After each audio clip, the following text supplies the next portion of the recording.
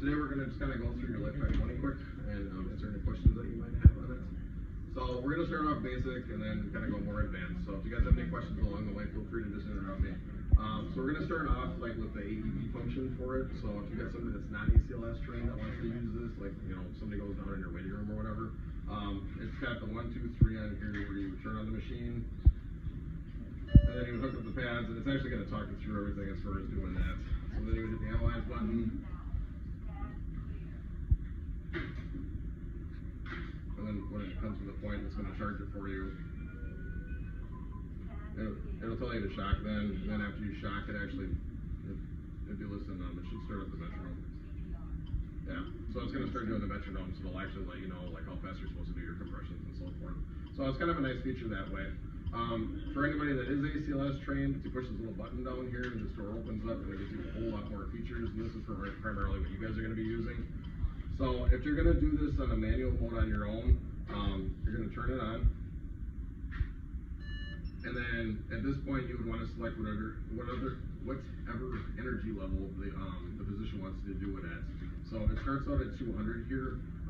It goes up to 360 biphasic. So if they want to jump to 360, you can either go up and down with the up and down buttons here, or if you turn the dial down here, you can change the joules as well. If you don't change the joules on your own, if you just turn it on and hit charge, the first shock it does will be at 200, and then it starts ramping itself up, but the next time you charge it, it'll be 300, and then the third charge will be 360, and it'll stay at 360 from that point on. So at this point, you would charge it up then. If you wanted to shock, you would just hit the shock button then. If for some reason the person, say, cardioverted out or converted out on their own, and you do not want to shock them after it was charged up like this, if you hit the dial down here, it says right here, press speed dial to disarm. If you just push this, it'll disarm it without shocking the person. Very important. We have had a couple of instances where they accidentally shocked them when they weren't supposed to. So make sure you know where that is. So that's how you do the manual mode on it. If you're actually doing a code and you want that metronome feature like they had with the AED mode that we talked about, if you turn this dial here, there's the little CPR mannequin or person up on the top there. If you turn that and push the button, it'll start your metronome, and then you select whether or not you've got an airway, and then it'll actually it'll give you the compressions and when you're supposed to give the breath. So if you got somebody that has no airway, it'll do the 30 compressions, and it'll tell you to give 2 breaths afterward. So in some ways, it's kind of a nice feature to make sure that you're when you're doing your CPR, that you're actually doing it at the right rate. So the metronome feature is kind of nice that way. If you had it on and you want to get rid of it, just go down to the stop metronome and it'll get rid of it for you. So from there, we're going to go to a synchronized cardio version and how to do that. So if you have somebody that actually has an organized rhythm and a pulse that, like, say, is in a rapid atrial fib and is symptomatic or something along those lines, you don't want to just charge up a shock them, because you could actually do an R on T, where you shock them on the T wave, and that would throw them into VFib and make their condition even worse than what it is currently. So you want to actually do a synchronized cardio version on most people instead. So say you had somebody that had a rhythm like this, but actually had a pulse and was talking to you and so forth. What you do then is you hit the sync button, and you're going to be looking for that little triangle that comes above each one of the QRS complexes here. That means that you're actually synchronized. At this point, then you would select your joules. They usually start a little bit lower on somebody when they're doing a synchronized cardio version, and say like around 150. You would charge it up at that point. And then if you watch here, if I just push that shock button and go right away, it's not going to shock the person. If you're doing a synchronized cardio version, actually I left out on that one. If you're doing a synchronized cardio version, when you go to do it, you actually are supposed to push the shock button and hold it down. The reason for that is it's checking the 1 or 2 QRS complexes first and making sure it's timing it exactly right before it actually shocks them. So you have to actually push the shock button and hold it down. A couple other things I wanted to talk to you about with this. You'll find out sometimes, especially if you have a morbidly obese person, sometimes your QRS complexes on here are going to look really small.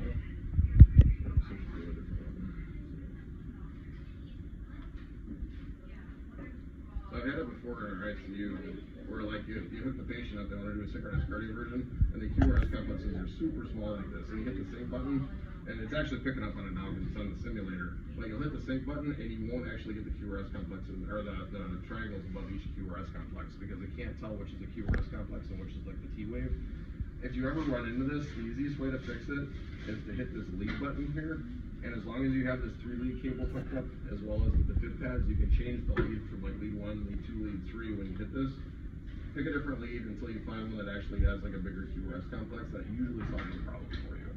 If that doesn't work, you can also hit the size button, which will change the amplitude or the gain on the monitor as well. So you can turn it up to 1.5 or 2 times the gain until you get a bigger QRS complex that it identifies that you actually get those the triangles above each one of the QRS complexes. But you need to make sure to have this before you charge it up and try shocking them. Any questions on that at all? No? Okay. Next thing I want to do with you guys then would be pacing with this. So if you got somebody that like comes out of surgery and isn't going into a 3rd-degree heart block like this and they're symptomatic with it, what you would do at that point then is you would hit this pacer button down here, and then it's going to ask you what rate you want to pace them at. Right now it's at 60 pulses per minute. You can leave it there, or you can turn it up to say like 80 or somewhere around there. The other thing you should really notice though is on here right now, it's at a 0 MA, so there's no power to this. So you need to start turning up the current.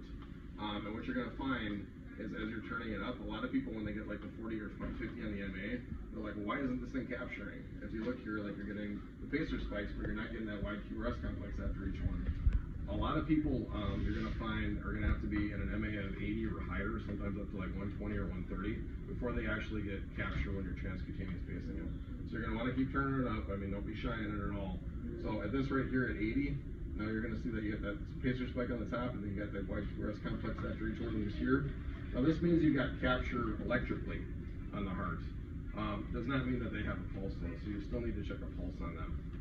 One thing I would recommend is you do not want to be checking a carotid pulse on somebody when you're transcutaneous pacing them, because their pectoral muscles are going to be like twitching like 80 times per minute.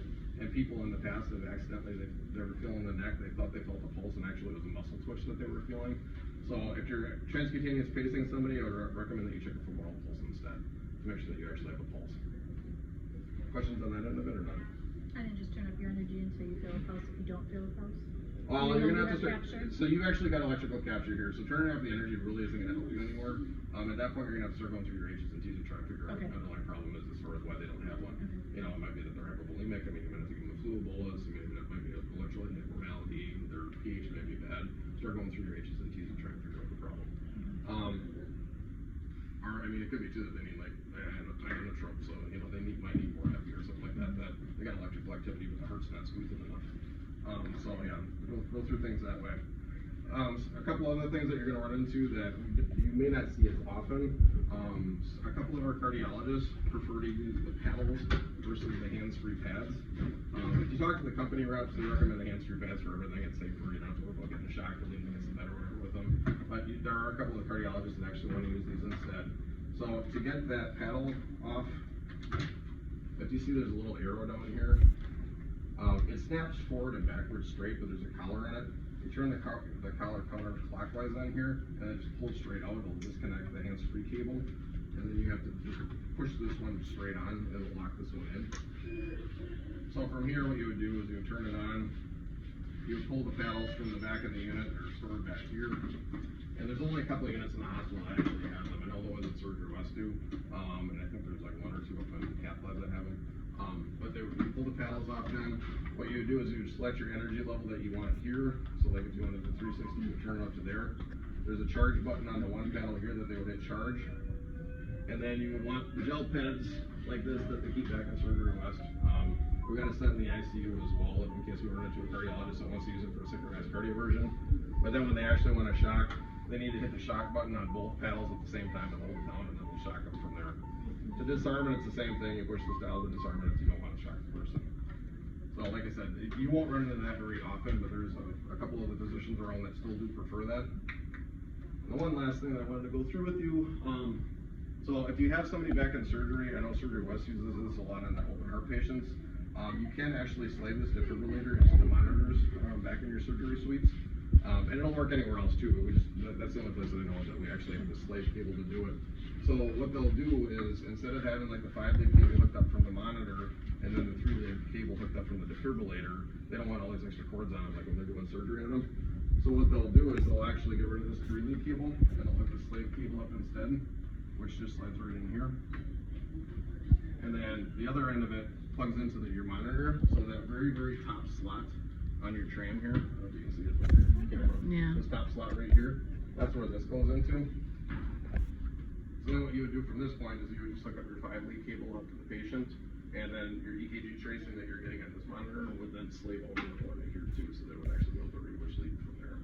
So why would we do that? this is, like I said, they do this back in surgery vestibule open heart patients that they don't want to have a 3-lead cable along with the 5-lead cable with all these like extra patches on them when they're doing surgery on their chest. Oh, okay. So I don't know if you guys are gonna really run into a 6 surgery here at all, but I mean I guess there might be some potential. So questions on any of this? If you guys want to come up and get some hands on, feel free. Maybe we can run it through, turn on the simulator so you can actually push the buttons. I know I do better, like actually doing hands on stuff too.